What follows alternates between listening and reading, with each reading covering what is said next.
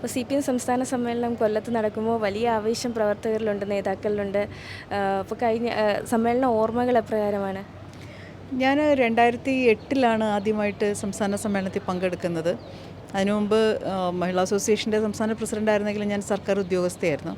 അവിടെ നിന്ന് കോളേജിൽ നിന്ന് രാജിവെച്ചിട്ടാണ് മുഴുവൻ സമയ രാഷ്ട്രീയ പ്രവർത്തകയായി മാറിയിട്ടാണ്. വാസ്തവത്തിൽ ഞാൻ ഗവൺമെൻറ് കോളേജ് ആയതുകൊണ്ട് എനിക്ക് പരസ്യ രാഷ്ട്രീയ പ്രവർത്തനം പറ്റില്ലായിരുന്നു. അങ്ങനെയാണ് രാജിവെച്ചതിന് ശേഷമാണ് ജില്ലാ സമ്മേളനത്തിൽ പങ്കെടുത്തു. അതിന് ശേഷം കോട്ടയത്ത് നടന്ന സംസ്ഥാന സമ്മേളനത്തിലാണ് ഞാൻ ആദ്യമായിട്ട് പാർട്ടി സംസ്ഥാന സമ്മേളനത്തിൽ പങ്കെടുക്കുന്നത്. ഓരോ സംസ്ഥാന സമ്മേളനവും നമുക്ക് വളരെ വ്യത്യസ്തമായ അനുഭവങ്ങളാണ് തരുന്നത്.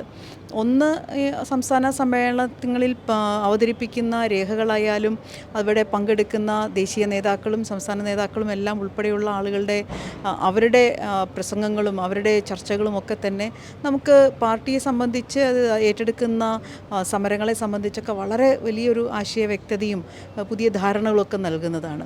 മറ്റൊന്ന്, വിവിധ ജില്ലകളിൽ നിന്നുള്ള സഹപ്രവർത്തകരായിട്ടുള്ള സഖാക്കൾ അവരെ എല്ലാവരെയും കണ്ടുമുട്ടാനുള്ളൊരു അവസരമാണ് സംസ്ഥാന സമ്മേളനങ്ങൾ എന്ന് പറയുന്നത്. അപ്പോൾ അതുകൊണ്ട് സംസ്ഥാന സമ്മേളനങ്ങൾ ശരിക്കും മനസ്സ് നിറഞ്ഞ് പാർട്ടിയുടെ ഭാഗമായി നിൽക്കുന്നതിൻ്റെ മുഴുവൻ ആവേശവും അഭിമാനവും ഒക്കെ പങ്കിടാൻ പറ്റുന്ന, സ്നേഹവും സൗഹൃദവും ഒക്കെ പങ്കിടാൻ പറ്റുന്ന അവസരങ്ങളായിട്ടാണ് എനിക്ക് തോന്നാറുള്ളത്.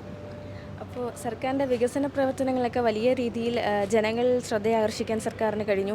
ഓരോ തരത്തിലുള്ള ഓരോ മേഖലകളിലും വികസന പ്രവർത്തനങ്ങളിൽ സർക്കാർ മുന്നേറിക്കൊണ്ടിരിക്കുകയാണ്. അപ്പോൾ മൂന്നാമതും സർക്കാർ അധികാരത്തിലേറുമെന്ന പ്രതീക്ഷ തന്നെ വെക്കാം, അല്ലേ? ഞാനിപ്പോൾ സംസ്ഥാന സർക്കാരിൻ്റെ ഭാഗമായിട്ട് 4 മിഷനുകളുടെ കോർഡിനേഷൻ്റെ ചുമതല കൂടി വഹിക്കുന്നുണ്ട്.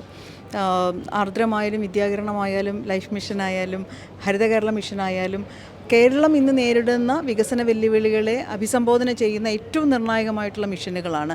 അതുപോലെ തന്നെ വ്യാവസായിക മേഖലയിലും ആരോഗ്യ മേഖലയിലും എല്ലാം കേരളം നേടിയിട്ടുള്ള നേട്ടം എന്ന് പറയുന്നത് നമ്മൾ ശരിക്കും വികസനത്തിൻ്റെ 2ാം തലമുറ പ്രശ്നങ്ങളെ അഭിസംബോധന ചെയ്യാൻ കാണിച്ച വലിയ തരത്തിലുള്ളൊരു ഭാവനയും അതുപോലെ തന്നെ വളരെ ശാസ്ത്രീയമായിട്ടുള്ള ചിട്ടയായിട്ടുള്ള ഇടപെടലുകളുമെല്ലാം വളരെ അത്ഭുതാവഹമായിട്ടുള്ള കാര്യങ്ങൾ തന്നെയാണ്.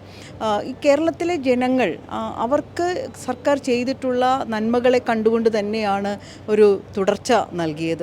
തീർച്ചയായിട്ടും 2ാം സർക്കാർ പിണറായി സർക്കാരിൻ്റെ കാലഘട്ടത്തിൽ ഉണ്ടായിട്ടുള്ള വളർച്ച എന്ന് പറയുന്നത്, ഏത് മേഖല നോക്കിയാലും വളർച്ച എന്ന് പറയുന്നത് കേരളത്തെ വലിയ തോതിൽ മുന്നോട്ട് കൊണ്ടുപോയിട്ടുണ്ട്. തീർച്ചയായിട്ടും ജനങ്ങളുടെ പൂർണ്ണമായിട്ടുള്ള പിന്തുണയും സഹകരണവും ഉണ്ടാകും. ഒരു നവകേരള കാഴ്ചപ്പാട് അതിൻ്റെ അടുത്ത ഘട്ടം ഈ സമ്മേളനത്തിൽ അവതരിപ്പിച്ചിട്ടുണ്ട്. അതൊരു 3ാം വട്ടത്തിലേക്കുള്ള ഭരണത്തെക്കുറിച്ച് മാത്രമല്ല, മറിച്ച് കേരളത്തിൽ നടക്കേണ്ട വലിയ മാറ്റങ്ങളെക്കുറിച്ചും നമ്മൾ നേടേണ്ട നേട്ടങ്ങളെക്കുറിച്ചുള്ള കാഴ്ചപ്പാട് അവതരിപ്പിക്കുന്നുണ്ട്. ഇത്രയും ഭാവനാപൂർണ്ണമായിട്ടും ഇത്രയും കേരളത്തിൻ്റെ വികസനത്തെ സംബന്ധിച്ച് കൃത്യമായൊരു നിലപാടെടുക്കാൻ കഴിയുന്ന മറ്റൊരു സർക്കാരില്ല. അതുകൊണ്ട് തീർച്ചയായിട്ടും സർക്കാരിൻ്റെ ഒപ്പം ജനങ്ങൾ നിൽക്കും. 3ാം വട്ടവും ഈ ഇടതുപക്ഷ സർക്കാർ തന്നെ കേരളത്തിൽ വരും. മറ്റൊരു കാര്യം, മാലിന്യമുക്ത നവകേരളത്തിനായുള്ള പ്രവർത്തനങ്ങൾ നാം മുന്നേറിക്കൊണ്ടിരിക്കുകയാണ്. അപ്പോൾ ആ പ്രവർത്തനങ്ങളൊക്കെ എത്രത്തോളം മുന്നോട്ട് പോകും? മാലിന്യമുക്ത നവകേരളം ജനകീയ ക്യാമ്പയിൻ്റെ വളരെ പ്രധാനപ്പെട്ടൊരു ഘട്ടമാണ്. മാർച്ച് 30-ാം തീയതി അന്താരാഷ്ട്ര വേസ്റ്റ് സീറോ വേസ്റ്റ് ഡേ ആണ്. ആ ദിവസത്തിലാണ് നമ്മൾ ഒരു ഡിസ്പോസിബിൾ ഫ്രീ കേരള എന്നുള്ള നിലയിൽ, വലിച്ചെറിയൽ മുക്ത സംസ്ഥാനം എന്നുള്ള നിലയിൽ പ്രഖ്യാപനം നടത്തുന്നത്. ഇവിടെ സംസ്ഥാന സമ്മേളനത്തിൽ അവതരിപ്പിച്ച ആദ്യത്തെ ഏറ്റവും പ്രധാനപ്പെട്ട പ്രമേയം എന്ന് പറയുന്നത് തന്നെ മാലിന്യമുക്ത നവകേരളത്തിനായിട്ട് നമ്മൾ ഒരുമിക്കുക എന്നുള്ളതാണ്. ഇന്നിപ്പോൾ ഹരിത കേരള മിഷനും ശുചിത്വ മിഷനും എല്ലാം ചേർന്ന് തദ്ദേശഭരണ വകുപ്പിൻ്റെ നേതൃത്വത്തിൽ വിപുലമായ പ്രവർത്തനങ്ങളാണ് നടക്കുന്നത്. കേരളത്തിലെ തദ്ദേശഭരണ സ്ഥാപനങ്ങളാണ് ഇതിന് മുഖ്യമായിട്ടും നേതൃത്വം കൊടുക്കുന്നത്. വലിയ ജനകീയ പ്രവർത്തനമായിട്ടത് മാറിയിട്ടുണ്ട്. അപ്പോൾ കേരളത്തെ ഒരു ശുചിത്വ സംസ്ഥാനമാക്കി മാറ്റുക എന്ന് പറയുന്ന ഇടതുപക്ഷ ജനാധിപത്യ മുന്നണിയുടെ മാനിഫെസ്റ്റോയിൽ പറഞ്ഞിട്ടുള്ള കാര്യത്തെ തീർച്ചയായിട്ടും നമുക്ക് നേടാൻ കഴിയുമെന്നുള്ള രീതിയിൽ തന്നെയാണ് നമുക്ക് കാണാൻ കഴിയുന്നത്. ഒരുപക്ഷെ ലോകത്തൊരിടത്തും ഒരു സംസ്ഥാനമാകെ തന്നെ മാലിന്യമുക്തമായി മാറുക, അല്ലെങ്കിൽ ഇതുപോലെയുള്ള പ്രവർത്തനങ്ങൾക്ക് നേതൃത്വം കൊടുക്കുക, പ്രത്യേകിച്ച് ഇന്ത്യയിലെ മറ്റൊരു സംസ്ഥാനത്തും നമുക്കിത് കാണാൻ കഴിയില്ല.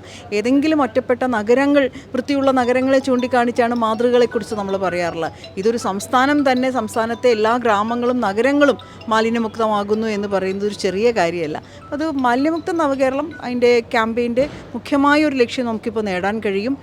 വൃത്തിയുള്ള സ്കൂളുകൾ, ഗ്രീൻ സ്കൂളുകൾ, അതുപോലെ തന്നെ ഗ്രീൻ ക്യാമ്പസുകൾ, ഹരിത ടൂറിസം സെൻറ്ററുകൾ, ഹരിത അയൽക്കൂട്ടങ്ങൾ എന്ന് വേണ്ട നമ്മുടെ കേരളത്തിൻ്റെ ജീവിതത്തിൻ്റെ എല്ലാ മേഖലകളും ഇത്തരത്തിൽ വൃത്തിയുള്ളതും ഭംഗിയുള്ളതുമാക്കാനുള്ളൊരു ശ്രമമാണ് നടത്തുന്നത്. പക്ഷേ മാലിന്യ സംസ്കരണം എന്ന് പറയുന്നൊരു എപ്പോഴും ജാഗ്രത വേണ്ട ഒരു കാര്യമാണ്. അതൊരു പെട്ടെന്നൊരു ലക്ഷ്യം നേടിയതുകൊണ്ട് മാത്രം അവസാനിക്കാൻ കഴിയില്ല. അതൊരു ദൈനംദിന പ്രവർത്തനമാണ്. നമ്മളിങ്ങനെ ഉണ്ടാക്കിയെടുക്കുന്നൊരു പുതിയ ബോധം, ഒരു ശുചിത്വത്തെക്കുറിച്ചിട്ടുള്ള ബോധം, അത് നമുക്ക് ഇനിയും സുസ്ഥിരമായിട്ടുള്ളൊരു വൃത്തിയുള്ളൊരു നാടുണ്ടാക്കാനായിട്ട് നമ്മളെ സഹായിക്കുന്നതാണ്.